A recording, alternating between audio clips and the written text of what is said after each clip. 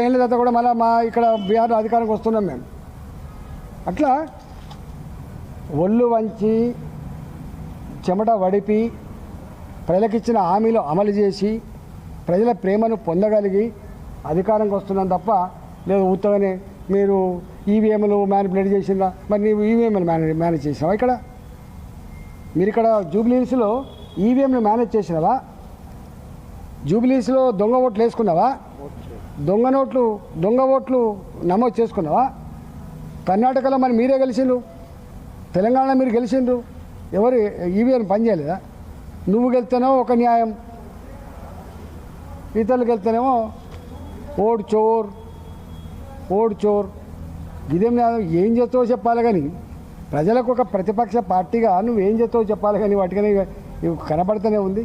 ఇట్లనే ప్రజల కోసం బరిగీసి కొట్లాడే తత్వం నీలో లేనప్పుడు, నీ పార్టీకి అది లేనప్పుడు నీ పార్టీ మూడపోయే ప్రసక్తి లేదు. అక్కడ సరి చేసుకోండి కానీ ఇతరుల మీద వచ్చేసే ప్రయత్నం చేయదు. మీ పార్టీలోనే కొందరు ఎంపీలు కిషన్ రెడ్డి గారి నియోజకవర్గంలో ఆయన చెప్తాను మేము ప్రచారం చేస్తాం, ఆయన మాకేం చెప్పలేదు అన్న ఆరోపణలు చేశారు. ఇలా అయితే రాబోయే రోజుల్లో కూడా కాంగ్రెస్ పార్టీ మరోసారి అధికారంలోకి వస్తాం. ఎంపీ అరవింద్ అన్న అంటే దానికి అనుగుణం సార్, మీరు కూడా సరిగా ఏదో వచ్చి రానట్టు వచ్చారు కానీ ప్రచారానికి కలగలుపు లేదు, ఐక్యత లేదు బీజేపీలో అన్నది జూబ్లీహిల్స్ ఉప ఎన్నిక ప్రచారంలో బయటపడ్డది. ఇప్పుడు నేను ఇంత చరిత్ర చెప్పినోడిని, ఇప్పుడు ఇంత చరిత్ర నా మదిలో కూడా ఉంటుంది కదా, నా అంతరాత్మ ఉండదా మదిలో? కానీ తెల్లజెండా ఎత్తాం, కొట్లాడే ఓడిపోతాం. మాకు తెలుసు ఏం జరగబోతుందో, అధికార పార్టీకి ఉండే హంగులేంటో, కలిసి వచ్చే అంశాలేంటో ఇప్పుడు నేను ఇప్పుడే చెప్పినాను. కాంగ్రెస్ పార్టీ అధికారంకి వచ్చిన 2 బై ఎలక్షన్స్ వచ్చినాయి. ఎవరు గెలిచిండు? 2 వాళ్ళే గెలిచిండు. అంతకుముందు బీఆర్ఎస్ తోటి ఉన్నప్పుడు 2 మేము గెలిచినాం. ఒకటేమో ధర్మం అధర్మానికి మధ్య జరిగింది కాబట్టి గెలిచినాం, ఒకటేమో అహంకారం నన్ను మమ్మల్ని కొట్టేవాడు అనుకుంటే గెలిచినాం మేము. అందుకనే అధికార పార్టీకి కలిసి వచ్చే అంశాలు ఉంటాయి. అయినా నాకు ఒక బాధ్యత ఇచ్చిండు రహమత్ నగర్, నాకు ఇచ్చిన బాధ్యత. మేము రోజు ఒక 400 మందిని 500 మందిని మేము రోజు పోయి ప్రచారం చేస్తున్నాం. మేము ఇంటింటికి ప్రచారం చేసిన, నేను ఒక్కరోజు చేయలే, నాకు ఇచ్చిన రోజులు నేను చేసి వచ్చిన. ఇట్లా సగం చేయం.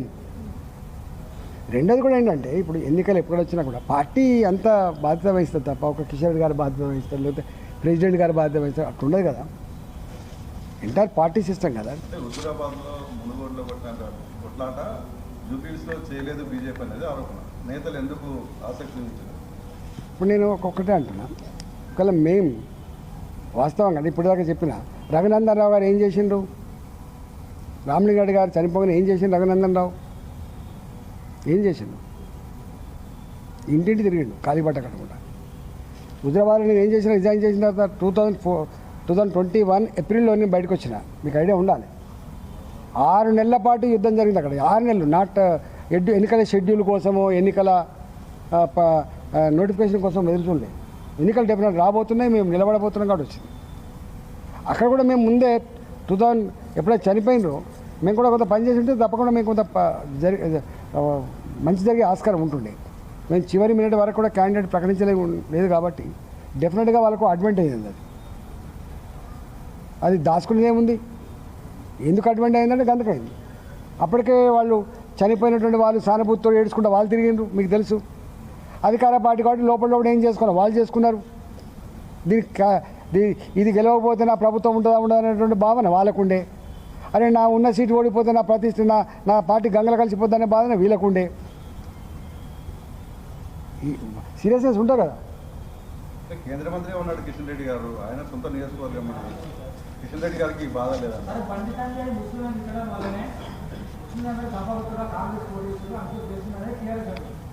ఈరోజు ఒక మాట చెప్పన్నా, తెలంగాణలో నేను అంటే నా వ్యక్తిగతమైనది, ఇది మాకు సంబంధం లేదు, మా పార్టీకి సంబంధం లేదు. తెలంగాణలో ఎప్పుడు కూడా ఈ డివిజన్ పాలిటిక్స్ తోటి అధికారం రాలేము, గుర్తుపెట్టుకో. ఇది నా వ్యక్తిగతమైనది. అదే సమస్యలు ఉంటాయి, అనేక సమస్యలు ఉంటాయి.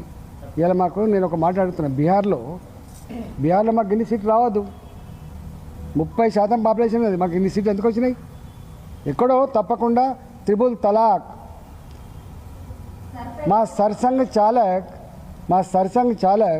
ఒక గొప్ప మాట చెప్పిండు. ఒక జాతిని విస్మరించి, ఒక వర్గాన్ని విస్మరించి భారత్ని నిర్మాణం చేయలేము. గుర్తుపెట్టుకోండి, మా సర్చాంగ్ చాలక్ గారు చెప్పిన మాట ఏంటంటే, ఒక జాతిని విస్మరించి దేశాన్ని నిర్మాణం చేయలేమని చెప్పింది. ఇది 5% ఉన్నోళ్ళు కాదు, 2%, 20% ఉన్నోళ్ళ సంగతి చెప్తుండే. రెండవది, మా మోడీ గారు ఒక గొప్ప మాట చెప్పిండు. మొత్తం ప్రధానమంత్రి కాగానే ఒక మెసేజ్ ఇచ్చిండు ఆయన, సబ్కా సాత్, సబ్కా సాత్, సబ్కా విశ్వాస్, సబ్కా వికాస్, సబ్కా ప్రయాస్. What is this?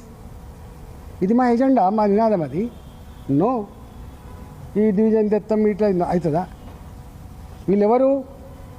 ఒకరేమో ఆర్ఎస్ఎస్ చీఫ్ సర్సంగ్ చాలక్, 100 సంవత్సరాలు ఈ దేశాన్ని అనేక రకాలు చూసిన వాళ్ళుగా, అనేక కార్యక్రమాలు ఉన్నవాళ్ళుగా, దేశ నిర్మాణంలో భాగం పంచుకున్న వాళ్ళుగా, త్యాగాలు చేసిన వాళ్ళుగా వారు చెప్పిన మాట గది. ఇవాళ మా మోడీ గారు చెప్పిన మాట ఇది. నో, మాకు దాంతో అధికారం వస్తాడని పాలసీస్ లేవు. దాంతో మాత్రమే అధికారం వస్తానని మీరు ఏదో రాస్తుండ్రో అది మాకు లేదు. మేము ప్రజల ఎజెండా. ఇప్పుడు నేను మొన్న పోయినా, నేను ఉపన్యాసం ఇచ్చిన ఉపన్యాసం మీరు చూసినో లేదు. అరే బాధ అనిపిస్తుంది. ఇక్కడ ఏం డిబేట్ జరుగుతుంది? ప్రజలకు నువ్వేం చేస్తావు, నువ్వేం చేసినావో అంతకుముందున్న పార్టీ ప్రభుత్వం చెప్పుకోవాలి. ఇప్పుడున్న ప్రభుత్వం ఏం చేయబోతుందో చెప్పుకోవాలి. ఇగో ఈ డ్రైనేజ్ వ్యవస్థ మంచిగా చేస్తాం, మీకు డబుల్ బెడ్రూమ్లు ఇస్తాం, మీకు ఎంప్లాయ్మెంట్ కల్పిస్తాం, ఇగో మీకు ఈ లోన్లు ఇస్తాం, మిమ్మల్ని ఆదుకుంటాం, ఇవి చెప్పాలి కదా. ఎన్నాళ్ళు జరుగుతుంది? కులం పునాది మీద, మతం పునాది మీద రాజకీయాలు పర్మనెంట్ నడవవు. ఇది నా వ్యక్తిగత అభిప్రాయం. నేను వేరే వాళ్ళని విమర్శిస్తలేను.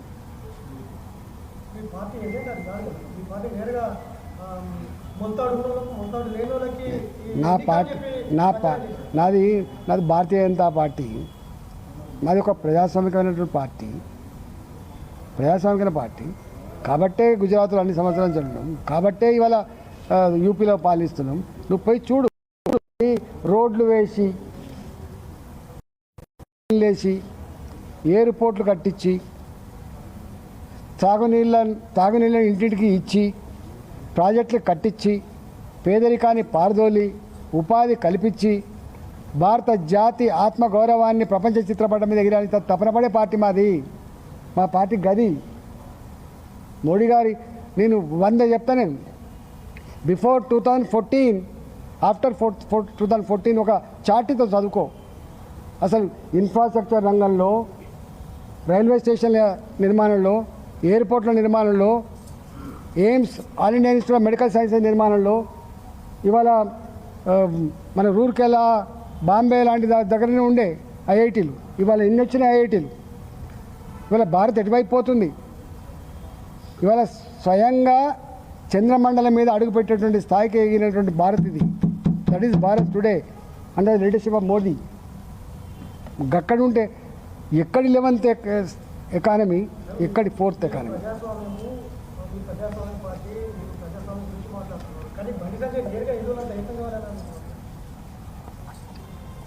వారిని అడిగితే వారు చెప్తారు, ఎందుకో వివరించి చెప్తారు. నన్ను అడిగితే ఏం చెప్తాను? నేను ఒక పొలిటికల్ లీడర్ని. మీ పార్టీ వాళ్ళే అడిగారు, ముస్లింలు క్రిస్టియన్స్ 50% ఉన్నారు, అక్కడ బీజేపీ ఎడగెలుస్తుందని ముందే. నేను ఇప్పటిదాకా ఎగ్జాంపుల్ చెప్పాను. అరే మీకు నిన్న 50% ముస్లిం పాపులేషన్ ఉన్నటువంటి బీహార్లో ఒక 25 సంవత్సరాల మహిళ గెలిచింది. ఒక స్టూడెంట్ పోతున్నారు. అరే మేము త్రిపుల్ తలాక్ మేము చేసినాం. ఈ దేశంలో జరిగే అభివృద్ధిలో పొందే స్కీములలో ముస్లిం పాపులేషన్ ఉంటుందా ఉండదా మీరు చెప్పండి. ఏం ఆలోచిస్తున్నారు?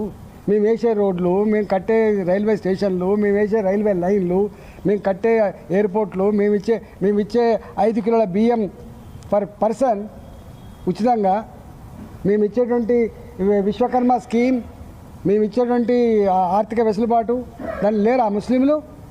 దాన్ని లేరా క్రిస్టియన్స్? మా మోడీ గారు స్వయంగా పోయినరు ఒక మసీద్కి, మా మోడీ గారు స్వయంగా పోయినరు ఒక చర్చ్కి. Is a prime minister of India, is for all, is a leader. అది చెప్పే వాళ్ళు వేరే ఉంటారు. పొలిటికల్ లీడర్ అంటే వాడికి ప్రజలందరూ ఒక దగ్గర నా ఇంటికి ఎవరైనా వస్తారనుకో, నేను ఆయన మతం చూడను, ఆయన కులం చూడను, ఆయన పార్టీ కూడా చూడను, ఆయన ఏం చూస్తా, నీ సమస్య ఏందని చూస్తాను నేను.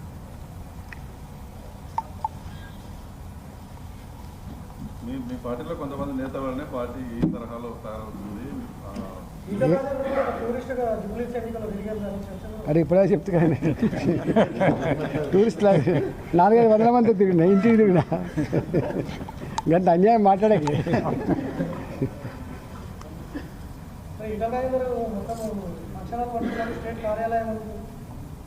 నా కాన్షియన్స్ ఇది.